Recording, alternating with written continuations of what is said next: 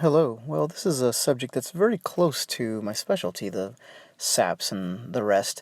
It's not, but it's close, like I said. So what we've got here is kind of a forgotten impact weapon, hence the title. So we're looking at what were called in the West Indian clubs.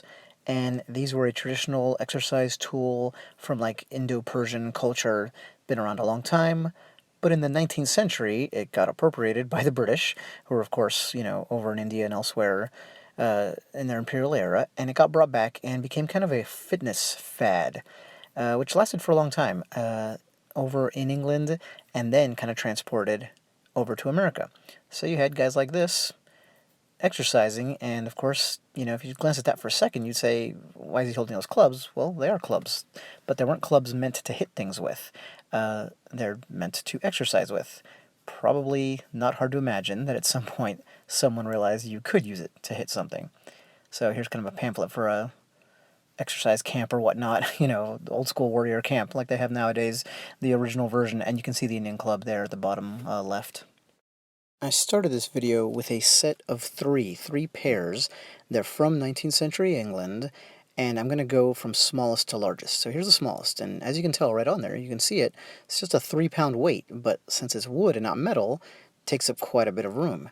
And those of you who know your billy clubs and impact weapons will know that's kind of hefty, So you're going to exercise, you're not too worried about, well, I can't reach my target fast enough with this.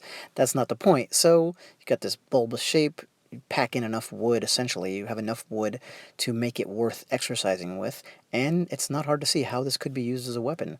The most dangerous part would be like the center of mass. One quick way, if you didn't know anything else, one quick way to know it's not a weapon is look how narrow the shaft is. That's because this isn't meant for bashing up against anything. I mean, that's a potential weakness at least, and that's how you can tell this is a piece of exercise equipment. It kind of looks like a bowling pin, but you can see this. You've got a real short, squat one there with the 3-pounder. Here's the next one in line, and I'm sorry I didn't catch the weight on this one. It wasn't marked, but this looks much more like a traditional billy club, right? You're going to have better balance with this, faster swings, recoverability. This really could be used, very effectively as a billy club. You have whatever kind of training you've got, Eskrima, you name it, could transfer to this. So, you're carrying one of these down the street, back to the gym, or just whatever, had laying around in your living room. When trouble comes up, there it is, and it's going to work perfectly.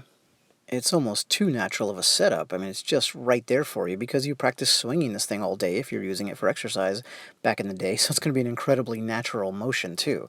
And that's kind of interesting. This is like a land-based version of, say, the sailor's belaying pin that I'll do a video on at some point. But, sailors didn't stand around swinging those, so this is interesting. Again, it's just set up almost too easily because you're already good at swinging it, holding a good grip, etc. So here are the two that I was just showing in comparison. Which of these two makes a better weapon? Well, in my opinion, it would definitely be the one on the bottom. Just much better balance. The one on top might look a little comical with that bulbous shape, but it's not going to feel good. It'll do the job if it connects, that's for sure. Back to the history, just think of these then as a kind of Victorian era ad hoc weapon, right? It was there, it certainly came up at times, I'll get into that later in the video, and you can see just how easy it is to pick up and transfer from peaceful to combative use. Now, remember it was a set of 3, so I've shown one of each. Here's from the last pair. This is a 14-pound Indian club. It's really heavy. 14 pounds, that might sound like a lot, but anybody who knows their weapons knows that's just laughably heavy. You would not have a melee weapon that weighs that much, generally, especially when you're going to use one hand, but really just at all. It's insane. But talk about a crusher. You hit with this, and they're done. Whatever you hit is going to hurt and break. So it's fun to hold. This is more about building muscle than fighting. It's probably a little too slow, but got the intimidation factor going for it, that's for sure. And now here's a smaller one. This is a lot more like the first one I showed, but slimmer. So this is the lightest, fastest of the whole bunch. I think this would work quite well in a pinch. It's kind of a great short billy. The swelling makes up for the short length. If you had a standard billy club and it's only that long, it's going to hit hard, don't get me wrong, but really not hard enough. And you can see that in old Victorian police truncheons. When they're really short, they do swell out. Not with this exact kind of shape. You can tell, those of you who know your, truncheons know what I'm talking about, but they had to compensate for that short length. Well, this one does it naturally, so this is a great one. And now all of ours could be used, of course, not just for swinging, right? You can jab with either end, and if you had to use this one for that, then you're going to have an aid, because there's kind of a brass tip at the bottom, so that's not why they made that there, of course, but it is there, and that would definitely add some oomph to the strike. I'm guessing that this one here is American and later than the set of three that I showed you before, which were definitely from England and from the heyday of kind of the Indian club exercise fad. I hesitated to say fad there, and I used it earlier in the video because I don't want to imply this isn't a great way to exercise. I think it's fantastic, especially for martial artists. Traditionally, wrestlers in India and elsewhere were big on using it, and I could definitely see why. Now, here's the most unusual one I saw, and this would be the least useful as a weapon, but you get popped with this, and once again, it will have an effect, but this narrow cane shaft was definitely not meant to put up with any kind of impact whatsoever. If you did go to use it for self-defense, well, then it's a stone mace, essentially, right? I mean, there are weapons like this from, say, Africa, but those were designed for the shock of combat, and this one was not. You could get a real fast swing going with this one, though, because the shaft weighs practically nothing, and that ball of wood doesn't weigh very much, not much more. So you would have speed on your side, and one good shot to the side of the head or something like that, it could save you. But this would be the least useful of all the ones I saw, I think. Well, maybe that or that 14-pounder.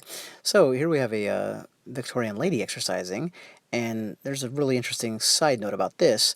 I was looking for uses historically of these, and I found cases where it was a suspected weapon.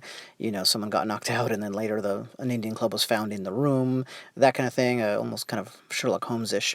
But one case that I thought was pretty interesting was the suffragettes in England armed themselves. So suffragettes, by the way, obviously working to get the vote, and they had battles with police, and they'd get dragged out of the street and whatnot.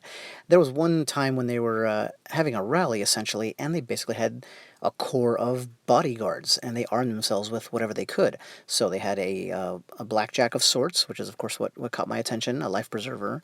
Actually, they had a gun and some other implements, but the most common thing they had in their arsenal were Indian clubs.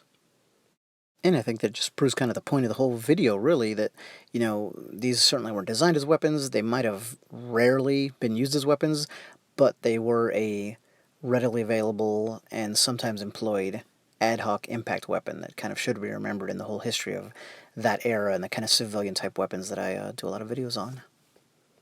And that's it for this installment. Thank you.